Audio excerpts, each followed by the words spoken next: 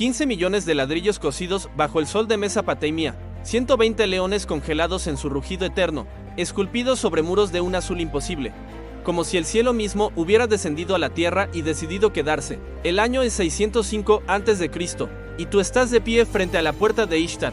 No hay nada en el mundo antiguo que se le compare. La cerámica vidriada captura la luz del amanecer y la convierte en algo que ningún idioma de aquella era tiene palabras para describir. Azul lapislázuli, azul del fondo del océano, azul de los sueños, que uno tiene cuando uno cree que el mundo puede ser perfecto. El humo de cedro quema las fosas nasales, el rugido de 1000 idiomas distintos choca contra los oídos, mercaderes que regatean en arameo, sacerdotes que cantan en sumerio, soldados que ladran órdenes en dialectos que ningún extranjero ha oído jamás. Esto es Babilonia, la ciudad que tragaba naciones, el imperio que hacía temblar reyes, el lugar donde los dioses caminaban entre los hombres, o al menos eso creían quienes la construyeron, y en algún punto dentro de esa metrópolis de oro, incienso y poder absoluto. Un adolescente capturado en las humeantes ruinas de Jerusalén acaba de tomar una decisión. Le han arrebatado su hogar, le han robado su futuro, le han dado un nombre nuevo que invoca a un dios que él nunca ha adorado, pero hay algo que no le han podido quitar. Su nombre es Daniel, y esta es la historia del imperio que intentó devorarlo entero. Para entender por qué Daniel está aquí, hay que entender la catástrofe que lo trajo. En el 605 a.C., Nabucodonosor, príncipe heredero de Babilonia, sitió Jerusalén, el templo que Salomón había construido, la casa donde la presencia de Dios moraba entre su pueblo, fue saqueado. Los vasos sagrados de oro y plata, forjados para el culto exclusivo de Yahvé, fueron transportados 900 kilómetros hacia el este para reposar en el tesoro de un santuario pagano. El mensaje era inequívoco: Marduk había derrotado al Dios de Israel. Los dioses de Babilonia eran supremos, pero Nabucodonosor no quería solo los tesoros de Jerusalén, quería su futuro. El libro de Daniel, en el capítulo 1 versículos 3 y 4 narra que el rey ordenó a su oficial mayor traer jóvenes de la familia real y la nobleza de Israel, jóvenes sin ningún defecto físico, apuestos con aptitud para todo tipo de aprendizaje, bien informados, rápidos para comprender, los mejores, los más brillantes, aquellos que podrían haber reconstruido su nación. No fueron traídos a Babilonia para ser destruidos, fueron traídos para ser rehechos. La estrategia era brillante y bruta al mismo tiempo. 3 años de inmersión total en el idioma, la literatura y la religión babilónicas, comidas diarias de la mesa del rey, los manjares más exquisitos del mundo antiguo. Y, lo más insidioso de todo, nuevos nombres. Daniel, cuyo nombre hebreo significaba Dios es mi juez, fue renombrado Belsasar, Belproutach y su vida. Cada vez que alguien lo llamaba, invocaba a Marduk, el dios principal de Babilonia. Su amigo Ananías, Yahvé es misericordioso, se convirtió en Sadrach. Misael, quien es como Dios, pasó a llamarse Mesac, y Azarías, Yahvé ayudado, fue rebautizado como Abed-nego, siervo de Nabu, el dios de la sabiduría. Esto no era un honor, era una guerra psicológica disfrazada de privilegio. Cada día, en cada interacción, los nombres que respondían proclamaban que los dioses de Babilonia habían ganado. La apuesta teológica no podía ser más alta. Si Nabucodonosor lograba convertir a estos jóvenes hebreos en adoradores de Marduk, probaría lo que los vasos del templo ya sugerían, que Yahvé era solo otra deidad conquistada, un dios virgen aplastado por el poder de un imperio mayor. El estómago de Daniel no era el objetivo real, su alma lo era. Piensa por un momento en lo que significa llegar a Babilonia siendo adolescente. No hay WhatsApp, no hay forma de llamar a casa, no hay certeza de si tu familia sigue viva. La única ciudad que has conocido está en ruinas. El templo donde aprendiste a orar fue vaciado, y ahora estás aquí, rodeado de una magnificencia que aplasta los sentidos, en un idioma que apenas entiendes, respondiendo a un nombre que no es tuyo, siendo preparado para servir al hombre que destruyó todo lo que amabas. Babilonia no necesitaba matar a Daniel, solo necesitaba convencerlo de que doblar la rodilla era lo más inteligente que podía hacer, y tenía 70 años para lograrlo. Pero Daniel tenía algo que los arquitectos de la ciudad más poderosa de la tierra no habían calculado en sus planes. No era fuerza física, no era astucia política, era algo más silencioso y más peligroso para cualquier imperio que pretenda doblegar almas. Era resolución, y en el próximo capítulo, esa resolución se enfrentará a su primera prueba, no ante un rey furioso, no ante un horno encendido, sino ante una mesa llena de los mejores alimentos del mundo antiguo. Porque Babilonia sabía algo que todo sistema de poder conoce bien: las cadenas más difíciles de romper son las que se sienten como regalos. ¿Quieres seguir descubriendo cómo Daniel sobrevivió dentro del corazón del imperio más poderoso de la historia?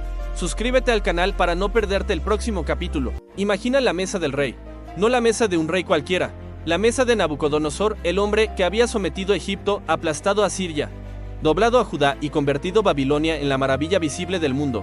bandejas de cordero asado condimentado con comino y cilantro, pasteles de miel salpicados con pistachos traídos de Perche, granadas, higos, dátiles tan dulces que dejaban la lengua paralizada de placer, y vino, no cualquier vino, el vino babilónico de los viñedos reales, a menudo infundido con loto azul, una flor conocida por producir una euforia suave y duradera.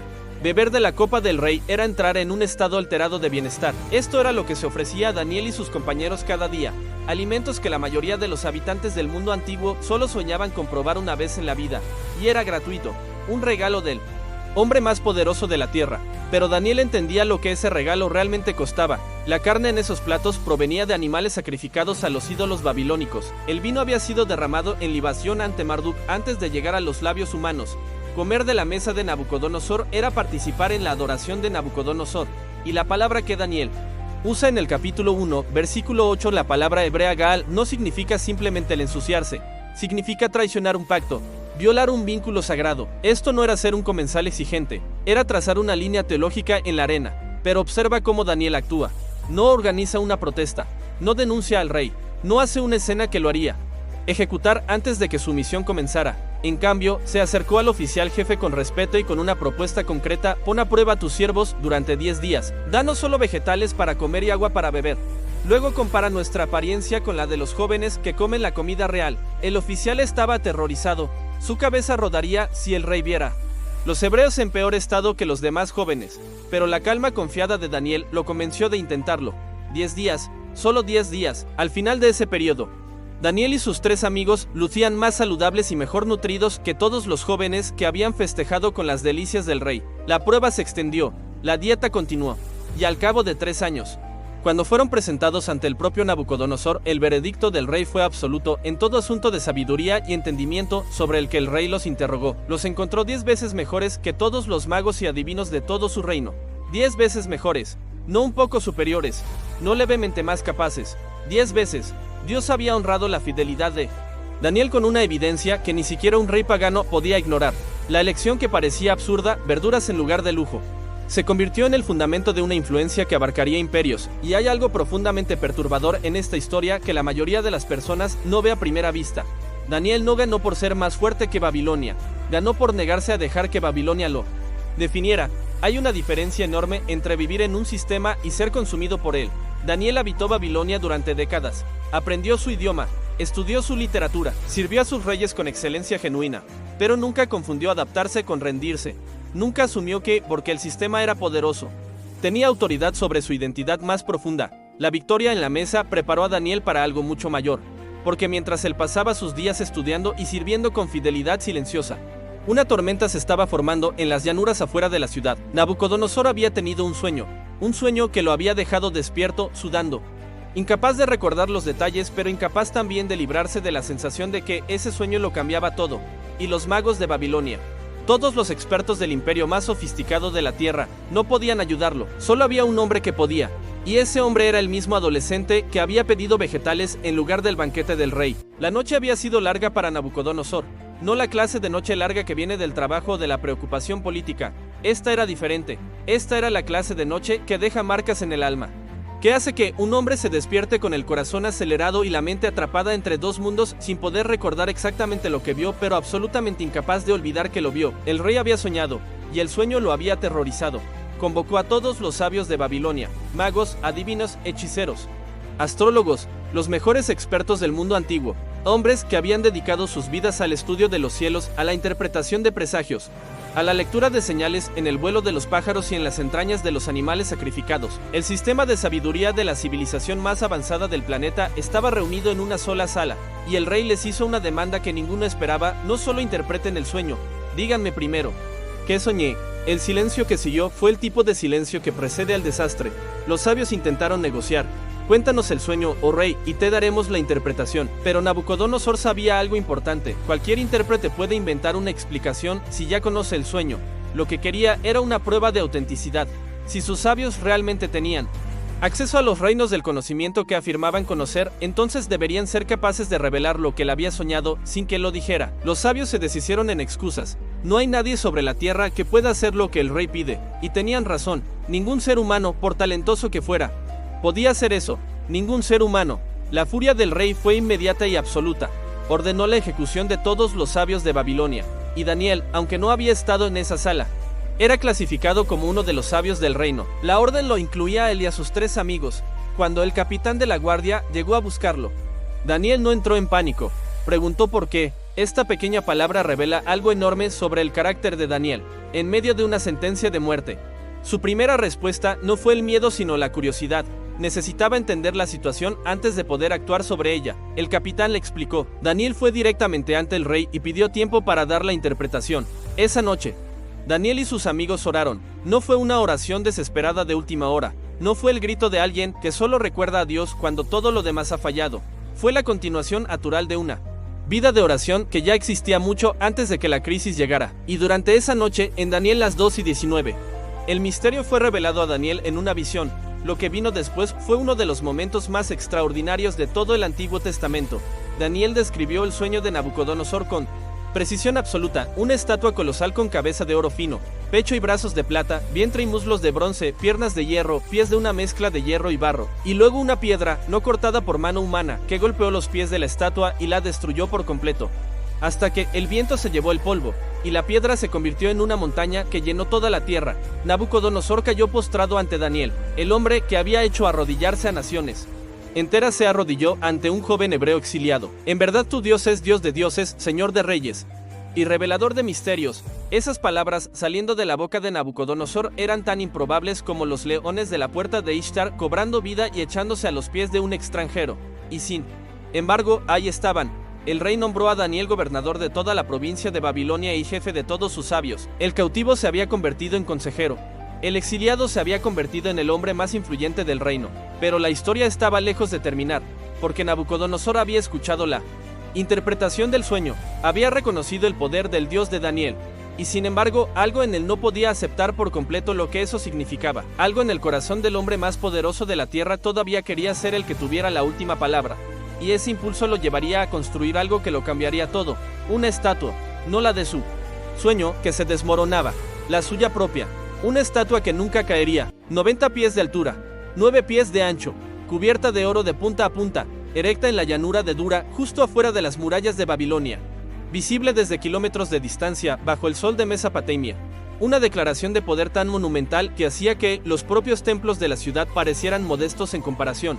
Nabucodonosor había construido su respuesta al sueño. En el sueño, la estatua se derrumbaba. En la realidad, la estatua de Nabucodonosor se erguía eterna, inmune a cualquier piedra cortada por cualquier mano. El mensaje era claro: el rey de Babilonia no sería doblegado, ni por el tiempo, ni por los dioses de otros pueblos, ni por los sueños que lo perturbaban en la noche. La orden fue enviada a cada rincón del imperio: sátrapas, prefectos, gobernadores, consejeros, tesoreros, jueces, magistrados y todos los oficiales de las provincias debían presentarse para la dedicación, y cuando escucharan el sonido de la corneta, la flauta, la cítara, el arpa, la salterio, la zampoña y todo tipo de música, debían postrarse y adorar la imagen de oro. El que no lo hiciera sería arrojado inmediatamente a un horno de fuego ardiente. El horno en cuestión era probablemente uno de los enormes hornos de ladrillos industriales de Babilonia, la misma infraestructura que había producido los 15 millones de ladrillos vidriados para embellecer la ciudad.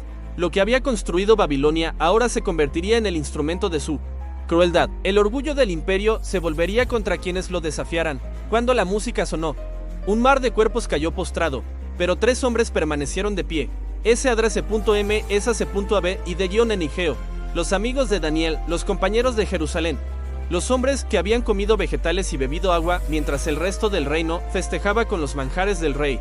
Los deladores no tardaron en aparecer. Ciertos astrólogos celosos de favor que los hebreos habían ganado corrieron ante el rey con la noticia: hay judíos a quienes pusiste sobre los asuntos de la provincia que no te hacen caso.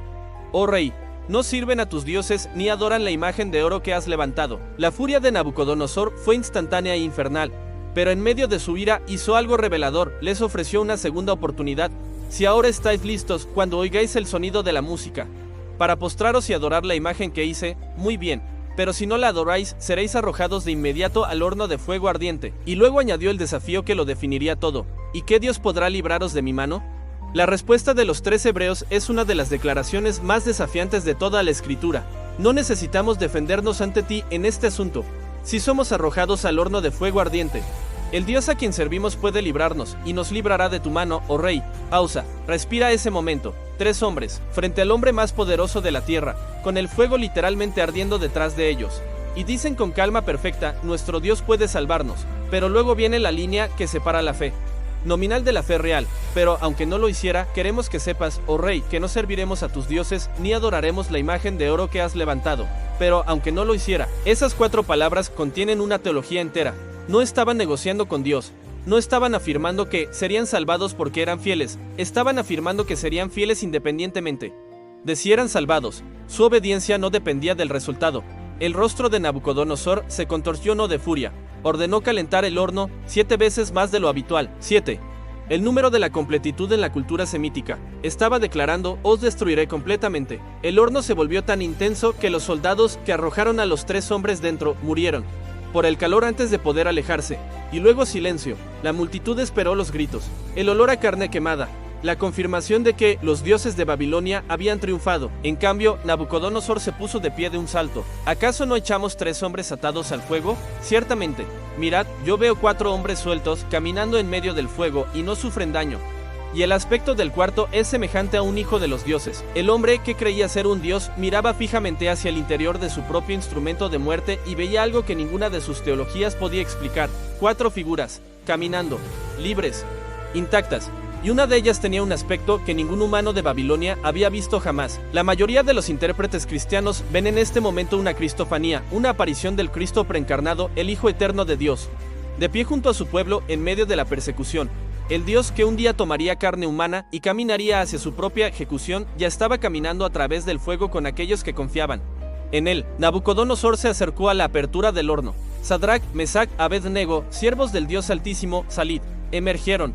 Los sátrapas, prefectos, gobernadores y consejeros reales se apiñaron alrededor de ellos. El fuego no había dañado sus cuerpos, ni un cabello de sus cabezas estaba chamuscado, sus ropas no estaban quemadas, y no había ni siquiera olor a humo sobre ellos. Lo único que el fuego había quemado eran las cuerdas que los ataban. El fuego los había liberado. Hay una pregunta que nadie suele hacerse sobre Nabucodonosor. ¿Aprendió algo? La respuesta es complicada, y esa complicación es precisamente lo que hace su historia tan humana, tan perturbadoramente familiar, porque Nabucodonosor vio, reconoció, proclamó, después del horno encendido, emitió un decreto real declarando que nadie en todo su reino podía hablar contra el Dios de Sadrach, Mesach y Abed-nego. Reconoció que ningún otro Dios podía salvar de esa manera, y sin embargo, seguía siendo Nabucodonosor.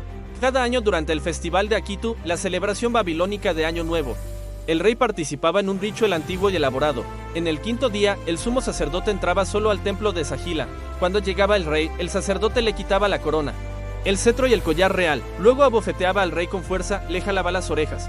Lo forzaba a arrodillarse ante la estatua de Marduk y jurar que no había descuidado sus deberes ni oprimido a su pueblo. Se suponía que el rey debía llorar. Las lágrimas significaban que Marduk estaba complacido. Era teatro, por supuesto, cuidadosamente controlado, diseñado para mostrar que incluso el gobernante más poderoso era humilde ante los dioses mientras permanecía absoluto sobre los hombres. Pero la humillación que Dios tenía reservada para Nabucodonosor no sería ningún teatro. Un día, el rey caminaba por la terraza de su palacio, contemplando la ciudad que había transformado, la puerta de Ishtar con su azul reluciente, la vía procesional flanqueada de leones, los templos, las murallas, los jardines colgantes que hacían que el mundo entero contuviera el aliento, todo suyo, y pronunció las palabras que sellaron su destino. ¿No es esta la gran Babilonia que yo he edificado como residencia real con la fuerza de mi poder y para gloria de mi majestad? Daniel 4:31 nos dice que, mientras las palabras todavía estaban en sus labios, una voz vino del cielo: tu reino ha sido quitado de ti, de inmediato, no gradualmente. La mente del rey se quebró, fue alejado de la sociedad humana. Vivió en los campos abiertos, comiendo hierba como los bueyes. Su cabello creció largo y enmarañado como plumas de águila. Sus uñas se volvieron como garras de pájaro. Por 7 tiempos, probablemente 7 años, el Kenstracter de Babilonia se convirtió en una bestia. Algunos estudiosos identifican esto como boantropía, una rara condición psicológica donde una persona cree ser un animal bovino. Pero sea cual sea la explicación clínica, el mensaje teológico es imposible de ignorar. El hombre que pensaba que era un dios descubrió que era menos que un hombre. Sin embargo, el juicio de Dios no fue el final de la historia. Al cabo del tiempo señalado, Nabucodonosor registra su propia restauración en Daniel 4:34 con palabras que ningún escriba de la corte habría inventado. Yo, Nabucodonosor, alcé mis ojos al cielo y mi razón me fue devuelta. Entonces alabó al Altísimo. Honró y glorificó al que vive para siempre, su reino le fue devuelto, sus consejeros lo buscaron, fue restaurado a su trono con honor aún mayor que antes, pero era un hombre diferente. Sus palabras finales registradas reconocen lo que cada horno y cada prueba en la vida de Daniel había demostrado a los que caminan con soberbia. Él puede humillarlos. Este es el único testimonio de un rey pagano preservado en toda la Biblia. Nabucodonosor murió humillado. Algunos eruditos creen que murió creyente, pero su nieto no aprendería nada de la historia de su abuelo, y su arrogancia le costaría todo en una sola noche. Para las décadas siguientes, Daniel había sobrevivido a varios reyes, a varias crisis, a varias tormentas que deberían haberlo destruido. Tenía ya unos 80 años, era anciano, pero era también el hombre más sabio del reino, y cuando Belsasar, nieto de Nabucodonosor, subió al trono como corregente mientras su padre Nabónido estaba en campaña, trajo consigo el tipo de arrogancia que solo pueden tener aquellos que heredaron el poder sin jamás ganárselo. La noche del 12 de octubre del 539 a.C., Belsasar organizó un banquete para 1000 de sus nobles. El vino fluía libremente.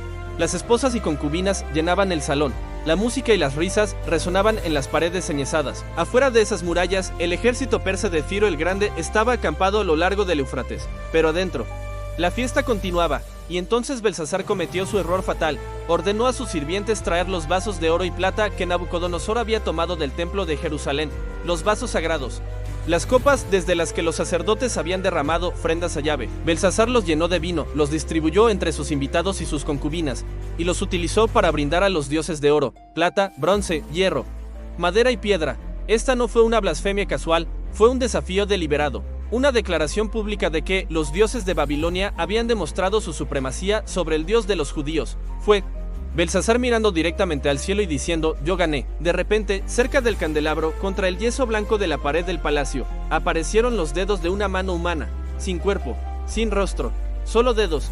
Escribiendo, Daniel 5 y 6 registra la reacción del rey con una brutalidad honesta que ningún escriba de corte habría elegido para describir a su monarca. Su rostro palideció, y sus pensamientos lo turbaron, y las coyunturas de sus lomos se aflojaron, y sus rodillas se chocaban entre sí. Los sabios de Babilonia fueron convocados. Nadie pudo leer la escritura. Finalmente, la reina madre recordó al hombre que había servido a Nabucodonosor, un hombre ahora anciano que había interpretado sueños y misterios durante décadas.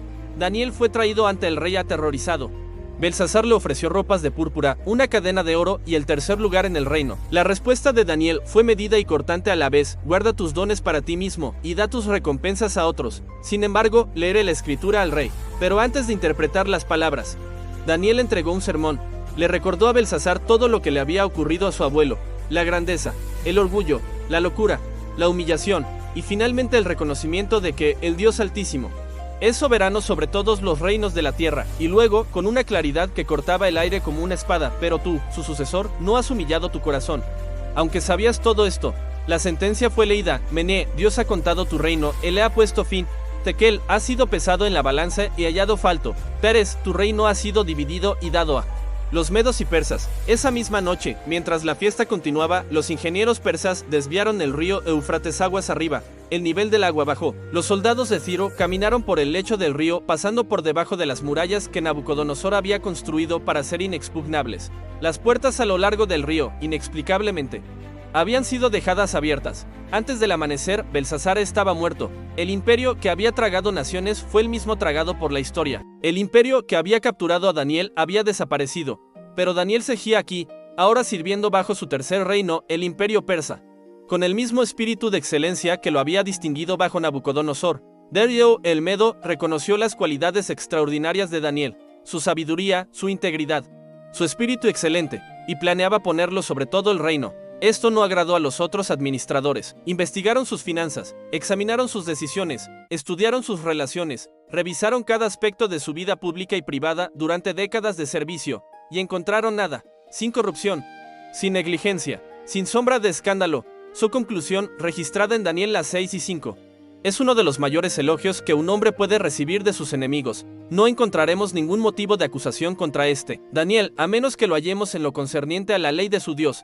Construyeron su trampa con precisión quirúrgica. Se acercaron a Darío con adulación, proponiéndole que durante 30 días, cualquiera que orara a cualquier dios u hombre excepto el rey debía ser arrojado al foso de los leones. Darío, halagado y sin sospechar el esquema, lo convirtió en ley, y bajo la ley persa, a diferencia de la babilónica, ni siquiera el rey podía revocar su propio decreto. Cuando Daniel supo del decreto, Fue a casa, subió a su habitación superior, abrió sus ventanas hacia Jerusalén como había hecho 3 veces al día durante 70 años, se arrodilló y oró dando gracias a su Dios, tal como siempre había hecho. No cambió nada. 70 años en Babilonia y sus ventanas todavía daban hacia Jerusalén.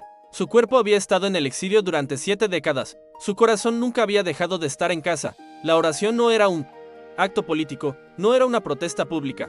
Era el latido natural de un alma que había aprendido hace mucho tiempo que sin conversación con Dios todo lo demás, el poder, la influencia, la sabiduría, era solo ruido. Los conspiradores lo encontraron orando y corrieron ante el rey. Darío quedó devastado. Buscó desesperadamente un resquicio legal, trabajando hasta el atardecer para encontrar una manera de salvar a su consejero más confiable, pero su propia ley lo condenaba. Al llegar la noche, Daniel fue bajado al foso, se colocó una piedra sobre la abertura y fue sellada con el anillo de signet del rey. Darío pronunció palabras que eran mitad orden, mitad plegaria: que tu Dios, a quien sirves continuamente, te libre. Esa noche, el rey no pudo dormir, rechazó la comida, rechazó el entretenimiento, rechazó todo consuelo. Se quedó despierto con el peso de lo que su ley había hecho, sintiéndolo en cada hora oscura que pasaba lenta como arena en un reloj roto. Y cuando por fin llegaron los primeros rayos del amanecer sobre las llanuras de Mesopotamia, Darío corrió al foso. Su voz se quebró con esperanza desesperada: Daniel, siervo del Dios viviente, ¿pudo tu Dios, a quien sirves continuamente, librarte de los leones? Desde la oscuridad abajo llegó una voz, calmada, sin miedo, completamente entera: mi Dios envió su ángel y cerró la boca de los leones. No me han hecho daño alguno, porque ante él me hallé inocente, y también ante ti, oh rey. No he cometido ningún crimen. Daniel fue sacado del foso sin un solo rasguño. 70 años, 4 reyes, 2 imperios, un dios. Daniel entró a Babilonia como un cautivo adolescente.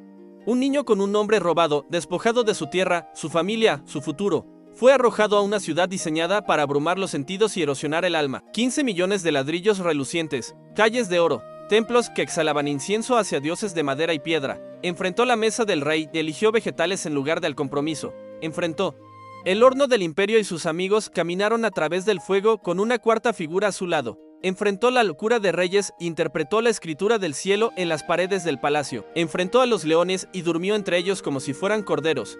Cada prueba fue diseñada para quebrarlo. Cada prueba se convirtió en un testimonio. Daniel no simplemente sobrevivió Babilonia, la sobrevivió. El adolescente que rechazó la comida del rey se convirtió en el anciano que vio desmoronarse el imperio. El cautivo se convirtió en el consejero. El exiliado se convirtió en el ejemplo. No porque fuera más fuerte que Babilonia, no porque fuera más listo que sus magos, no porque encontrara la manera de negociar con el sistema mientras mantenía su alma intacta, sino porque el Dios que creó las estrellas caminó con él a través de cada horno, cada foso, cada noche imposible. El imperio que intentó devorarlo fue devorado por la historia. Las murallas azules son ahora escombros. La puerta de Ishtar descansa en un museo alemán, reliquia de un poder que se creyó eterno.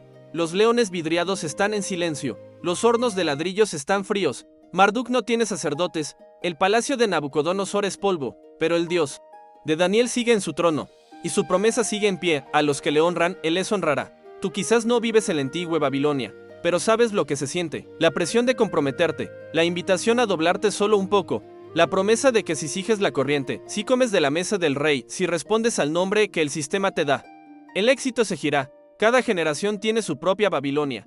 Cada creyente enfrenta su propio horno encendido. La comida del rey luz diferente hoy, pero la elección es la misma. La respuesta de Daniel resuena a través de 2600 años. No tienes que inclinarte, no tienes que quebrarte. Puedes relacionarte con el mundo sin ser absorbido por él. Puedes servir con excelencia sin rendir tu alma. Puedes mantenerte en pie cuando todos los demás caen, porque el mismo Dios que caminó en el fuego, que cerró la boca de los leones, que escribe veredictos en las paredes de los imperios, todavía puede hacerlo, y todavía está mirando. Si esta historia fortaleció tu fe y encendió algo dentro de ti, dale like a este video y compártelo con alguien que necesite escucharlo. Suscríbete al canal y activa la campanita para no perderte nuestra próxima historia. Y deja un comentario abajo: ¿cuál es la comida del rey en tu vida? ¿El compromiso que parece pequeño pero que te costaría todo? ¿Y cómo estás eligiendo mantenerte fiel? Porque si Daniel pudo sobrevivir Babilonia, tú puedes sobrevivir lo que sea que estés enfrentando hoy.